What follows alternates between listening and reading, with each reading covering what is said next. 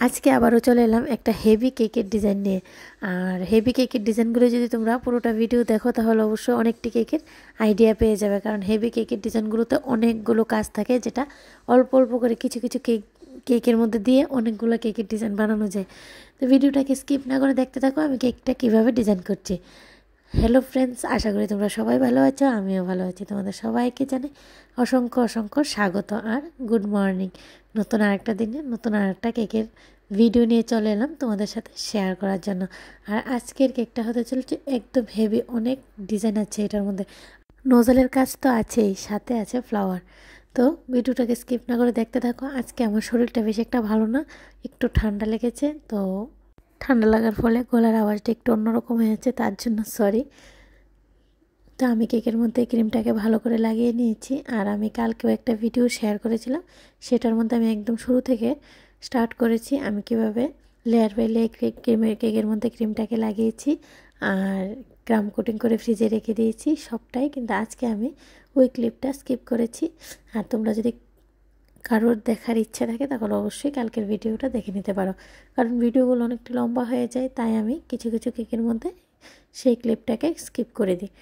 তো আমি দেখো কেকের মধ্যে ভালো করে ফিনিশিংটা দিয়ে দিচ্ছি। আর কেকের মধ্যে ভালো করে ফিনিশিংটা দেওয়া খুবই দরকার, তা না হলে কেকের ডিজাইনটা দেখতে একদমই ভালো লাগে না।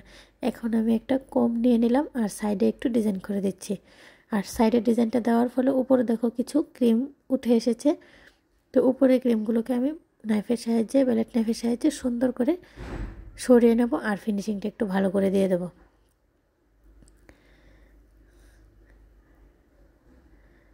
আর তোমরা কে কোথা থেকে আমার কেকের ভিডিওটা ওয়াচ করছো অবশ্যই একটু কমেন্টসে জানিয়ে দেবে। তো আমার দেখো ফিনিশিংটা একদম প্রপার এসে গেছে। এখন আমি নোজালের কাজগুলো শুরু করে দেব। আর এই যে সাইডে আমি বর্ডারটা দিচ্ছি, পরে আমি বর্ডারটা চেঞ্জ করে দেবো, কারণ পুরোটা কেক বানিয়ে আমি দেখলাম যে আমার বর্ডারটা একদমই ভালো লাগছে না, তো আমি পরে একটু চেঞ্জ করে দেবো। পিকচারে দেখতে পারবে আমি বর্ডারটা কী দিয়েছি। আর এখন আমি পিঙ্ক কালার দিয়ে স্টার নোজেলই ইউজ করেছি। এই ডিজাইনটা আমি করে দিয়েছিলাম, কিন্তু ডিজাইনটা বানানোর পর দেখতে আমার থেকে একদম ভালো লাগেনি, তাই আমি সরিয়ে দিয়েছি। উপরের ডিজাইনগুলো আমি সেমই রেখে দিয়েছি। তবে স্টার নোজেলের সাহায্যেই উপরে আমি একটু ডিজাইন করে দিচ্ছি। আমি তো বললাম আজকের কেকের ডিজাইনটা খুবই হেভি হবে, আর হেভি ডিজাইনগুলো দেখলে অনেকগুলো কেকের আইডিয়া পাওয়া যায়, আর একটু একটু করে অনেকগুলো কেকের মধ্যে ডিজাইনগুলো দেওয়া যায়। তো আমার নোজাল, সেম নোজাল দিয়ে আমি আর একটা বর্ডার দিয়ে দেবো, কারণ দুইটা বর্ডার দিলে দেখবে লুকটা অনেকটাই চেঞ্জ হয়ে গেছে আর দেখতে অনেকটা সুন্দর লাগছে, একদম খালি খালি লাগছে না। তো দেখো আমি আর একটা বর্ডার দিয়ে দিচ্ছি, ডবল বর্ডার দিয়ে আমি এই কেকের ডিজাইনটা করব। আমি পিঙ্ক কালারই ইউজ করেছি। আর এই কেকের অর্ডারটা এসেছিলো একদম ইমার্জেন্সি, আমার হাতে একদম সময় ছিল না। যারা যারা হোম বেকার বাড়ি করে কেক বানাও তারা জানো যে আমাদের কাছে ইমার্জেন্সি অর্ডারটা একটু বেশি আসে, কারণ আমরা তো আগে থেকে কেকগুলোকে বেক করে রাখি না, অর্ডার আসার পরে আমরা বেক করি। তো ডিজাইনটা আমাকে দেওয়া ছিল না, আমি নিজে থেকে ডিজাইনটা দিয়ে দিয়েছি। আর তা আমি এখন একটু হলুদ কালারের ক্রিম নিয়ে নিলাম আর সাইডে একটু ডিজাইন দিয়ে দিচ্ছি। আর হলুদ কালারের যে ডিজাইন করেছি এটার নিচে আমি সেম নোজাল দিয়ে পিঙ্ক কালার দিয়েই আমি আরেকটু ফ্লাওয়ার বানিয়ে দেব। আমি চেষ্টা করি হেভি ডিজাইনগুলোর মধ্যে সেম নোজালটা ইউজ করার জন্য, তাহলে কাজটা অনেকটাই সহজ হয়ে যায়। কারণ যেহেতু হেভি ডিজাইন, বারবার নোজাল চেঞ্জ করলে ডিজাইনগুলো করতে একটু অসুবিধা হয়ে যায়। আর এগুলোর মধ্যে এক রকমের নোজাল দিয়ে অনেকগুলো কাজ করা যায়, সেটার আইডিয়াও তোমরা পেয়ে গেলে।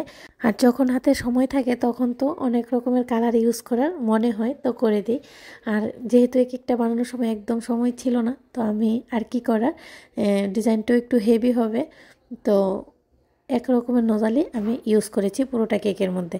আর তোমরা যদি চাও কালারগুলো চেঞ্জ করে ডিজাইনটা অনেকটাই চেঞ্জ করে নিতে পারবে। এখন আমি নোজালের সাহায্যে হোয়াইট, পিঙ্ক ও ইয়েলো কালারের ক্রিম নিয়ে নিলাম আর ফ্লাওয়ার বানিয়ে দিচ্ছি, উপরে পুরোটা বর্ডার দিয়ে দিলাম। আর এই নোজালটা আমি অনেক ভিডিওতেই তোমাদের সাথে শেয়ার করেছি যে এই ফ্লাওয়ারগুলো আমি কোন নোজালটা দিয়ে করি। তারপরেও যদি তোমাদের কোনো অসুবিধা থাকে অবশ্যই আমাকে কমেন্টসে জানাবে, নেক্সট টাইম আমি অবশ্যই তোমাদের সুবিধা মতো ভিডিও নিয়ে আসব। নিচের বর্ডারটা আমি যেটাই কাজ করছি সবটাই আমি চেঞ্জ করে দেবো পরবর্তী সময়ে, অবশ্যই তোমরা দেখতে পারবে। এখন আমার উপরের পুরোটা কেকের ডিজাইন কিন্তু কমপ্লিট হয়ে গেছে, অনেকটাই হেভি হয়েছে। এখন চলো রোজগুলো বানিয়ে নেওয়া যাক।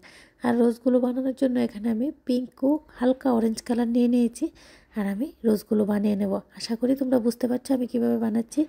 অসুবিধা থাকলে অবশ্যই আমাকে কমেন্টসে জানাতে পারো। আমার রোজের লাইভও আছে। এই লাইভের মধ্যে আমি অনেকগুলো রোজের ডিজাইন দেখিয়েছি। আর আমি কেক বানাতে গিয়ে যে ফ্লাওয়ারগুলো আমি বানাই অবশ্যই তোমাদের সাথে শেয়ার করি আমি কীভাবে বানাচ্ছি। আর যদি তারপরেও তোমাদের কোনো অসুবিধা থাকে আমাকে কমেন্টসে জানাতে পারো, অবশ্যই আমি তোমাদের সুবিধা মতো ভিডিও নিয়ে চলে আসবো। আমি দুইটা রোজ তোমাদের সাথে শেয়ার করলাম কীভাবে আমি বানিয়েছি। তারপর আমি বাকি রোজগুলো আমি বানিয়ে নিলাম। সবগুলো রোজ আমি লাগিয়ে দেবো এখানে। পিঙ্ক অরেঞ্জ কালার মিক্সড করে আমি রোজগুলো বানিয়েছি। তো আমার রোজগুলো লাগানো কমপ্লিট হয়ে গেছে। এখন আমি কিছু সুগার বল ইউজ করবো। এখানে অনেক রকমের সুগার বল আছে, আমি এগুলো একটু সাইডে দিয়ে দেবো। এখন আমি বার্থডে টপারটা লাগিয়ে নামটা লিখে দেবো। আমার কেকের ডিজাইনটা একদম কমপ্লিট। আজকের মতো এই পর্যন্তই ফ্রেন্ডস। নতুন আরেকটা দিনে নতুন আরেকটা কেকের ভিডিও নিয়ে তোমাদের সবার সাথে আবার দেখা হবে। সবাই খুব ভালো থেকো, খুব সুস্থ থেকো আর খুব খুব খুব খুব আনন্দিত থেকো। আমার কেকের ভিডিও ওয়াচ করার জন্য তোমাদের জানাই ধন্যবাদ। রাধে রাধে ফ্রেন্ডস।